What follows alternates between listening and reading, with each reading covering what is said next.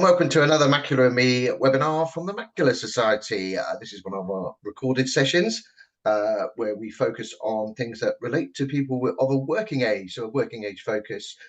We've been recording these for a number of months now, so people can access them at their pleasure, and we also cut them up and change them into podcasts, so you can even listen to them a bit later on if that's what you like to do. Just to let you know, my name is Colin Daniels, and I'm the Working Age and Young People Service Manager for the Macular Society, and I've been hosting these webinars for about a year and a half now, even 2 years, I think. We've got a massive back catalogue on the website and on our YouTube channel, covering all sorts of information on medical research into macular disease, treatments, and even stuff around benefits, employment, and even and technology. So there's loads of things for people to look at and listen to potentially going forward. So today we are joined by one of the people that we have funded, the Macular Society has funded for some research. So we're going to have a chat with her to find out about what her research was around and hopefully what the results were. But firstly, I just want to introduce a new face for my webinar today, which is Robert Schillinger, who is part of the research team at the Macular Society. So hello, Robert, how are you? Hello, I'm good. Nice to see you all today. Perfect, brilliant. So we'll wait for Linda to do her bit, and then we'll ask her some questions at the end. So if we have any, I'm sure we do. We've got a couple of questions from some people that have sent to us by email. So just for people to know, so you can join in these sessions if and when they're promoted just a little bit before the recording. We do ask people to send emails in so we can ask the questions of the speaker. Anyway, so without further ado, I'll introduce our speaker today, who is Dr. Linda Troeberg, who is based at the University of East Anglia, which ironically is just a 15-minute walk from my house. So hi, Linda, how are you today? Hello, great, thanks. How about you? I'm all right. I'm enjoying sunny Norwich. It's the sun's out. It's very warm. Yeah, it's glorious, isn't it? Back door open. There's no breeze coming through. It's all very lovely. So you're very welcome today. So I don't really do an introduction. I let you introduce yourself because you know yourself better than I do. So I'll let you share your screen and I'll put myself on mute and we'll listen to what you have to say. So over to you. All righty, thank you. Let me see if I can drive the technology. Is that working okay? It has, yeah, absolutely. Okay. All right, brilliant. So I wanted to tell you a little bit, as Colin said, about some of the work we've been doing on Sorsby's fundus dystrophy. And I'm actually a newcomer to the field of macular dystrophy research. So I've been working in the field of osteoarthritis for the last 15 years. And you're probably wondering what osteoarthritis and macular dystrophy have in common. And there are, of course, very many differences between these two conditions. But I'd like to tell you a little bit about what our research has discovered about osteoarthritis and how we think this may relate to the macula, and in particular help us understand more about Sorsby's fundus dystrophy and also age-related macular degeneration. So all of our tissues are made up of lots of cells, and these cells all have specialized functions, and they're all very different from each other. But despite their different functions, cells have some properties in common. And one of these properties is that they continually make the building blocks that they need. And then when they're finished with them, they break them down and recycle them. So you can think of a tissue as a neighborhood of cells, whether it's the cartilage in your knee or the retina of the eye. Each of these cells is doing activities such as cooking, cleaning, perhaps a little bit of DIY to refurbish the house. And this keeps the house looking refreshed and new, and ensures that there's just enough of the right materials in the right place at the right time. And this kind of recycling process is what keeps our cells healthy. So in healthy tissue, there's a balance between the making of new components and the recycling of the old components.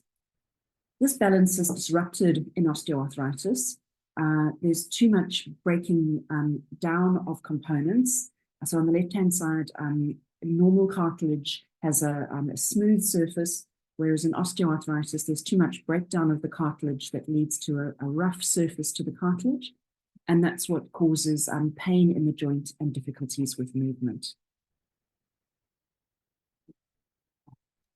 This balance is also disrupted in macular disease. So here, for example, there's too little breakdown of the old components, and that leads to the buildup of materials in drusen within the retina, and that's what damages the cells that detect light. So how does this recycling process happen? In the case of proteins, enzymes called proteases chop up the proteins into small fragments that can then be taken up by the cells and reused. This process can be switched off by a protein called TIM3. So we just call it by its initials. The name TIM3 stands for tissue inhibitor of metalloproteinases 3. So it's obviously a long name, so we prefer the short one. And what TIM3 does is it binds to the proteases and stops them recognizing and chopping up proteins. So TIM3 basically stops the recycling from happening. Sorsby's fundus dystrophy is caused by mutations in the gene that codes for TIM3. So far, there's more than 18 known changes that can happen to the TIM3 gene. And a lot of these changes cause an increase in the number of these cysteine building blocks in the TIM3 protein.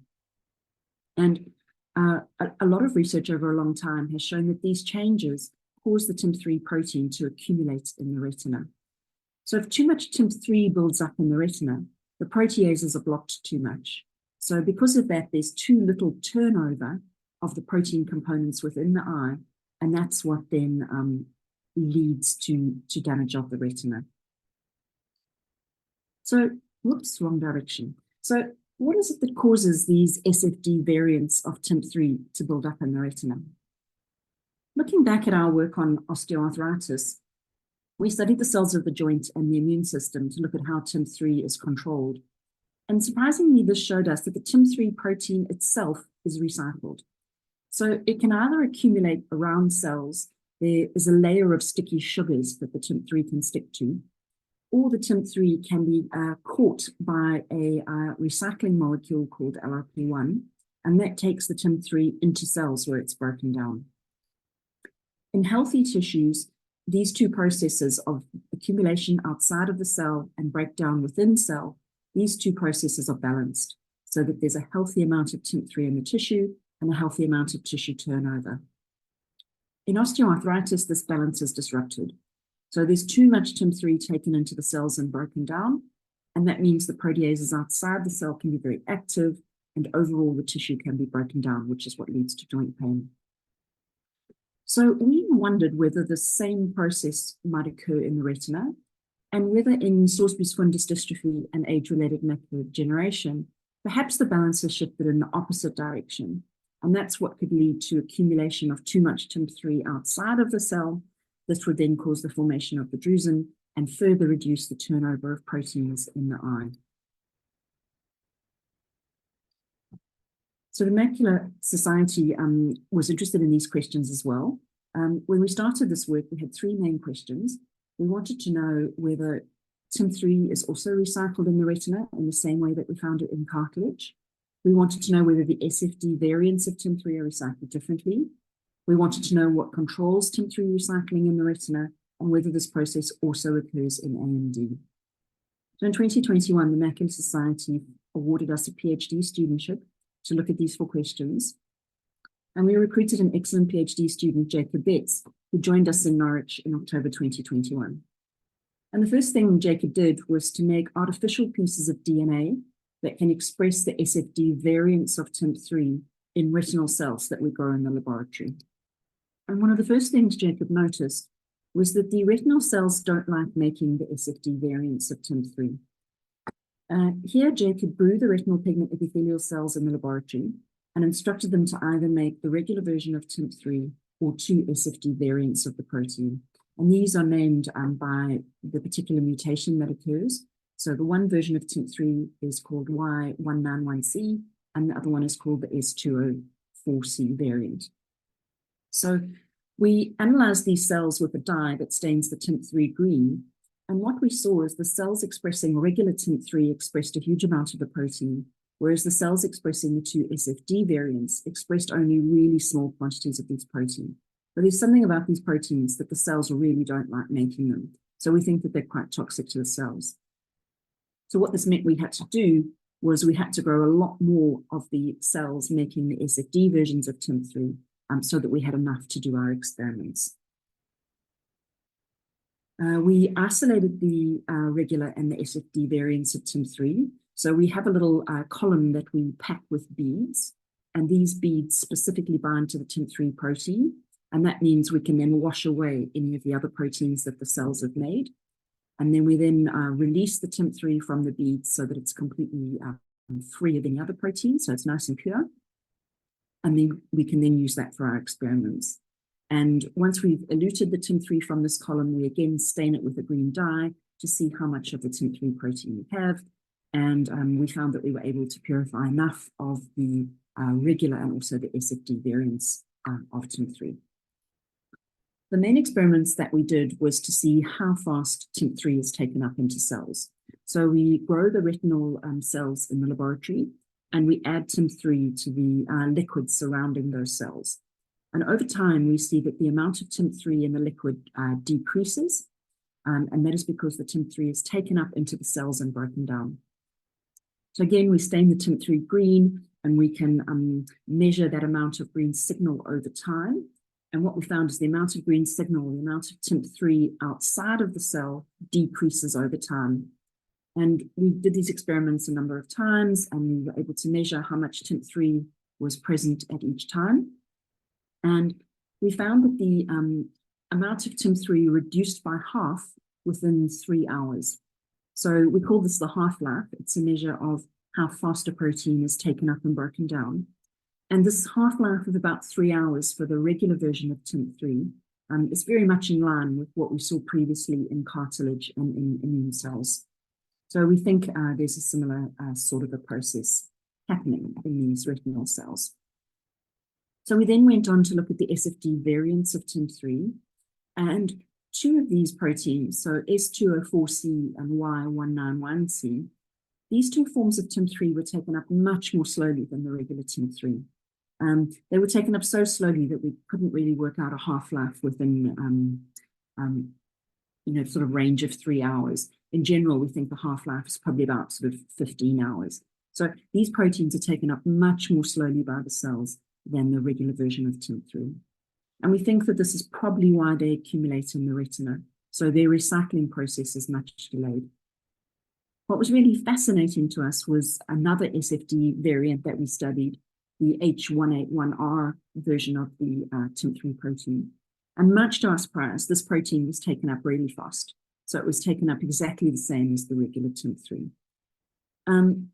This is quite an unusual SFD variant because most of the SFD mutations cause the introduction of a cysteine building block, whereas the H181R variant doesn't. But we think this is a really important finding because what it tells us is that different SFD variants behave differently. And that means that treatment is going to have to be tailored to the particular mutation that a person has. We also use the microscope to visualize the uptake of TIM3 into cells. So we stained the skeleton of the cell red, so we could just see the outline of the cell, and we stained the nucleus blue, and again we stained TIM3 green. And again, we added TIM3 outside of the cell, but within 2 hours, we could see TIM3 appearing within the cell as it was taken in and then degraded. At this 2-hour time point, we could also see the appearance of the H181R mutant within the cells. But at this time, we couldn't see the uptake of the Y191 and the S204C variants. We could only see them taken up into cells at a much longer time point of 18 hours. So that again shows us that they are taken up, but this is a really delayed process. Okay, so what I've shown you so far is that in answer to our first question of whether or not TIM3 is recycled in the retina, we found that TIM3 is recycled in the retina. Some of the SFD variants are taken up much more slowly, but some of them are taken up completely the same as regular TIM3. Our next question was to look at what controls this recycling of the TIM3 protein. So we go back to some of our work on osteoarthritis, and what we found there is that there's a particular recycling molecule called LRP1 that binds to the TIM3 and takes it into the cell for recycling. So we thought this was probably a very likely candidate, and we checked whether or not this LRP1 molecule was also responsible for the recycling of TIM3 in the retina. So we have two ways of doing this. firstly, we were able to block, so LRP1 is a member of a much larger family of molecules that takes up proteins. And the first thing that we did was use a blocking agent that blocks the whole LRP1 family. And when we used this agent, we found that the recycling of both the regular and the SFD TIM3 was completely inhibited. So this told us that it was, in fact, a member of the LRP family that was responsible for TIM3 recycling in the retina. We then moved on to our second approach, which was to specifically remove LRP1. And we do this by stopping the cell from making LRP1. So we specifically turn off the gene for that particular protein. And much to our surprise, what we found was that in the absence of LRP1, both the regular and the SFD variants of TIM3 were recycled in a completely normal way. So what this told us was that the retinal cells recycled TIM3 via an LRP that isn't LRP1. And this is completely different to what we'd seen in the cells of the joint and the cells of the immune system. And we wonder if this is perhaps why SFD affects the retina and not other tissues. So looking back, coming back to our summary, we know that TIM3 is recycled in the retina, but this process is occurring via an LRP other than LRP1. What we're doing at the moment is looking at whether or not this recycling process also is involved in AMD, so whether or not LRPs, possibly LRP1, recycle components of AMD drusen in the same way. Moving on to some things that we're focusing on at the moment, we're really curious whether or not it's other cells in the retina might also play a role in recycling TIM3. So we know that the retinal pigment epithelium recycles TIM3, but what about other cells in the retina?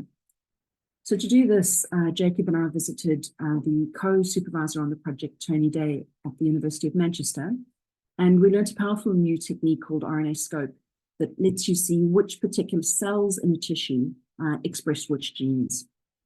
And Tony is very fortunate to have access to valuable sections of eyes donated to research by people without any macular degeneration.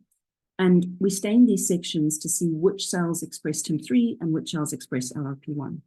I should say that we did this before we realized LRP1 wasn't responsible for uptake in the retinal pigment epithelial cells. So just to orient you, we're looking at a cross-section through the macula.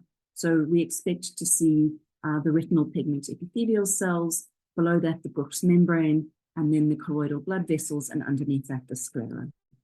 And it's a little bit tricky to interpret because there's quite a lot of brown staining, which is the pigment of the eye. But I hope you can see we stained for TIM3 in, it's this kind of bluey green stain, and then LRP1 is sort of in the pinky red stain. And what we found is that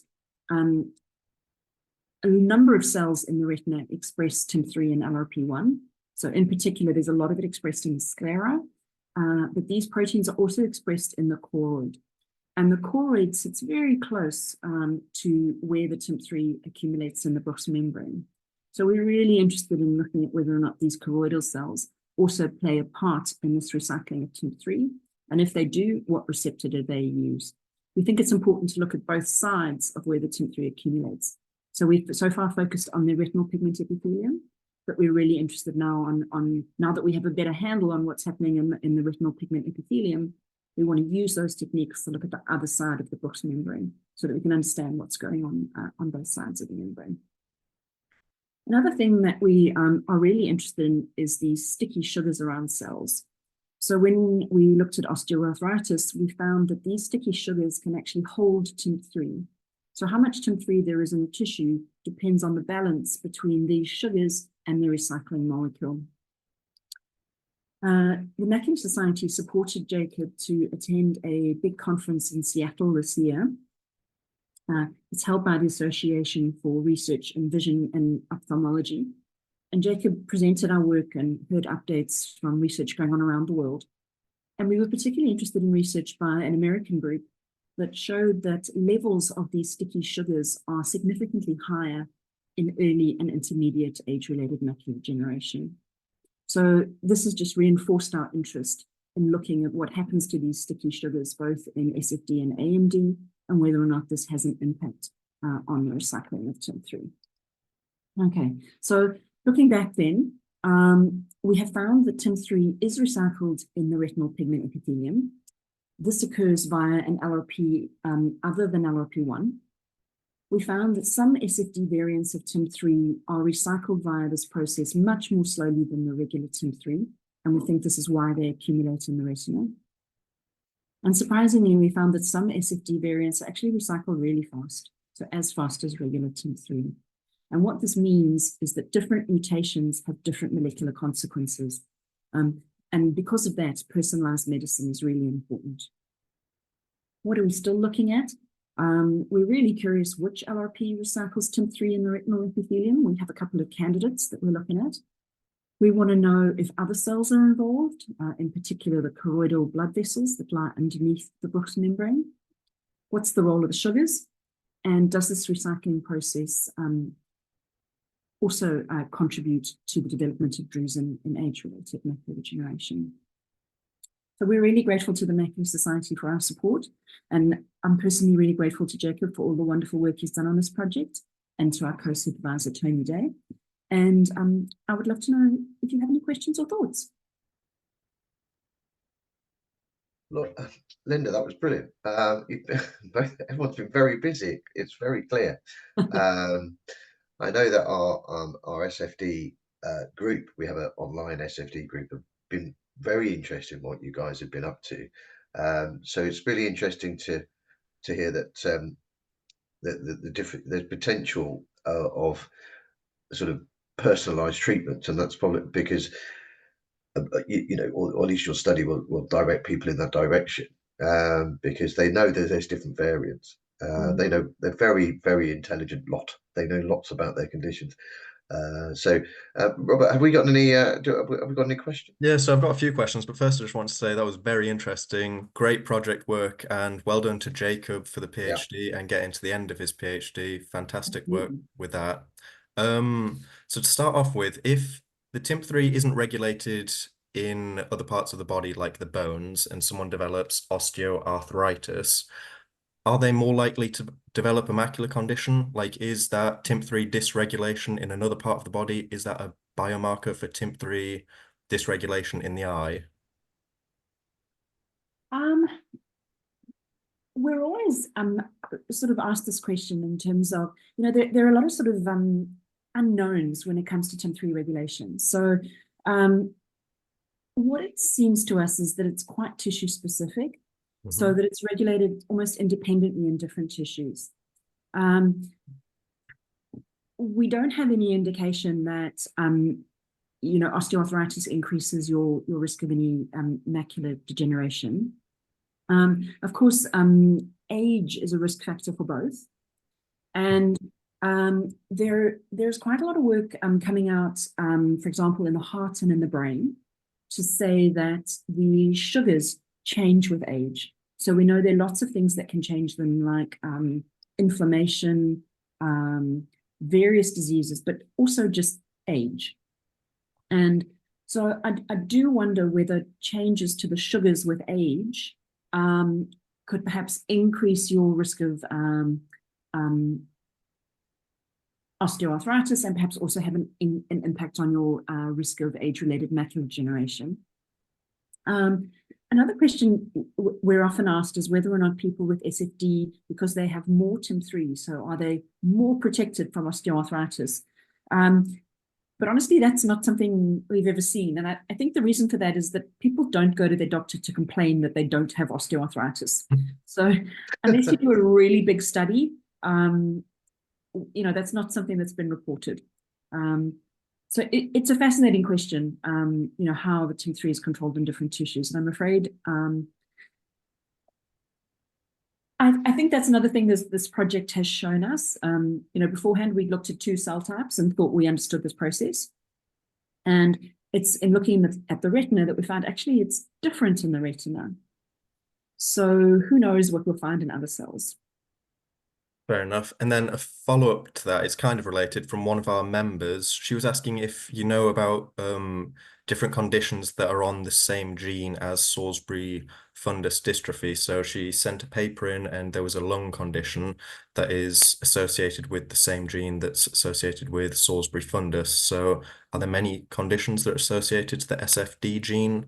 And should people screen for SFD if they have these other conditions? You know, it's a really long-standing field in the academic community why SFD only affects the eyes. The general consensus has been that it only affects the eyes, and there are 2 papers, as far as I'm aware, showing that people with the SFD mutation it can affect the lungs. So those papers are on really tiny numbers of patients. And I should say that there are other papers saying that SFD doesn't affect the lungs. If we look at the tissues where the TIMP3 gene is most highly expressed, it's very highly expressed in the lungs, it's very highly expressed in adipose, and it's quite high in sort of immune cells and cartilage. So perhaps the lungs are affected in some people if they have perhaps other predisposing conditions. I should say those papers, the patients that they looked at didn't have anything that would sort of increase their risk of sort of an emphysema, like they weren't smokers or anything like that. So we don't know what those other risk factors might be. I'm not aware of any other condition that has been reported to be associated with the SFD variant. But we're super interested in this possibility that it might affect other tissues. I think it's probably likely that it does, but clearly it's not awfully common because it's not something that affects most people with SFD. Mm-hmm. So I think it's really important for us to understand what kind of risk factors might have an impact on that. We are super interested if there is a link with a lung condition or any other condition. But I think, and you know, people will be aware that this is a rare disease, and so to understand if there's something happening in other tissues, you sort of need like a fair group of people to study that. And if the lung condition is a rare event in an already rare disease, it's quite hard to pick it up. Yeah. But I should say, just to reassure anyone, that there's these reports of lung involvement. It's really rare. It's like in a handful of patients, and we don't have any indication that, you know, most people it really doesn't seem to affect them. Okay. And then more of a specific question to the results. So you were comparing different TIMP3 mutations and their rate of uptake. Mm-hmm. And there was one TIMP3 mutation that was taken up quicker than the normal TIMP3. So would that kind of turn into macular degeneration in the eye if it's taken up quicker? Or is there like a perfect rate of uptake for TIMP3? If it's too fast, it's bad. If it's too slow, it's bad. And with the fast one, is that just as bad as it being taken up too slowly, if that kind of makes sense? Yeah. So it actually isn't faster than the regular TIMP3. It's pretty much exactly the same rate. Okay. And I think that there is absolutely a Goldilocks spot. So, and I think that's what, you know, healthy tissue does. Mm-hmm. And if it's taken up too slowly, then the TIM3 accumulates, and you kind of get like what we think is the SFD kind of situation. And if it's taken up too fast, then you might get a thinning of the Brooks membrane in the eye. So too much or too little is both bad. Mm-hmm. And that mutant, it's an interesting mutation. It's not an awfully common one. So the question is, if it's taken up normally, how does it cause SFD? Mm-hmm. And we're really, so we know that the recycling looks normal, but that's in an isolated system. So what we don't have in that system is we're not looking at the sticky sugars. So at the moment, we're looking at whether or not it might perhaps bind to those more tightly, because that could explain why it accumulates. Because there, you know, 2 parts to this equation. It's the taking up and the accumulation outside. And we've looked at 1/2 of that in terms of the uptake. And what we're trying to do at the moment is look at the other side. So look at how tightly it binds to the sugars. If it doesn't bind more tightly to the sugars, then I'm afraid I don't have a clue what it's doing, which is actually you know, another interesting thing to study. But that's our kind of working model at the moment. Fair enough. And are there treatments for TIMP3 dysregulation for like osteoarthritis, and kind of what do those treatments look like? What do they do? And could they be transferred to the eye? So we have looked at a variety of things in osteoarthritis. So there, in osteoarthritis, the TIM3 is taken up too quickly. So you want to stop the uptake. And we've looked at various molecules that can bind to the TIM3 and basically protect it from the LRP1. And we've shown, at least in principle, that those work. There are challenges, of course, in terms of getting those molecules into cartilage and getting them to stay there. But we've shown, at least in the laboratory, that interfering with that recycling process protects cartilage. In the retina, we'd be looking to do the opposite. So we'd be looking to speed up the recycling of TIM3. And one approach that we could think about here, so that LRP receptor that I showed you that takes up TIM3, everything in every tissue is recycled all the time, and the LRP is also recycled. It's just a constant recycling factory going on. And we know there are particular enzymes that cut the LRP and release it from the cell. And we've shown in cartilage, if you attack those enzymes, so you can use small chemical inhibitors of those enzymes, what you end up with is more LRP on the cell surface, and that means you can have more uptake of the TIM3. So that's one potential approach for SFD. What we would have to do is identify, firstly, which LRP receptor is it, and secondly, what is the enzyme that cuts it. We know from studies in a number of different tissues that a different enzyme cuts LRP1 in different tissues. So there's probably quite a few things to do there. That's part of the reason we're interested in understanding what goes on in the, if anything goes on in the choroid. We want to know if it's the same LRP1 receptor on both sides, because that will help us identify what we need to target. So we're just at the beginning of this, but we do have ideas about how to speed up that recycling in the retina. That's a very exciting field. Lastly from me, so now that Jacob's at the end of his PhD, does he have plans to stay in this area of research? Will he continue? Because there's so much more research to be done, exciting research in this area. There is a huge amount of research to do.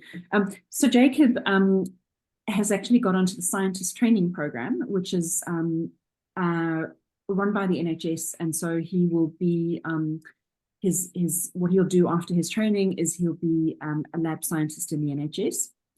So that's something he's wanted to do for a really long time, and it's just fantastic he's got onto the program. So he won't specifically be working on this project, but you know, his interest in medical research and helping people with a variety of conditions absolutely continues. Fantastic. All the best to him.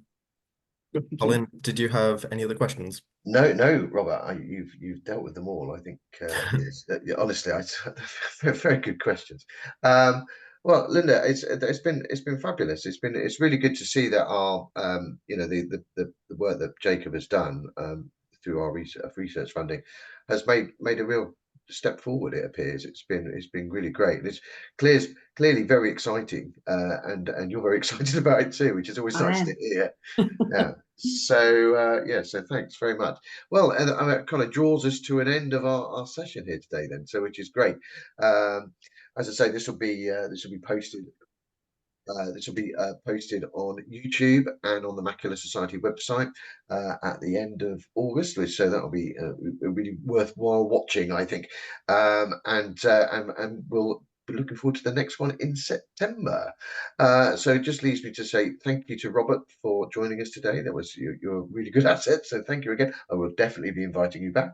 And Linda, thanks very much for taking some time to explain your studies today. Thank you. Thank you. Brilliant. Okay. All right. And that's it. So we'll see you next time. Thanks very much and goodbye.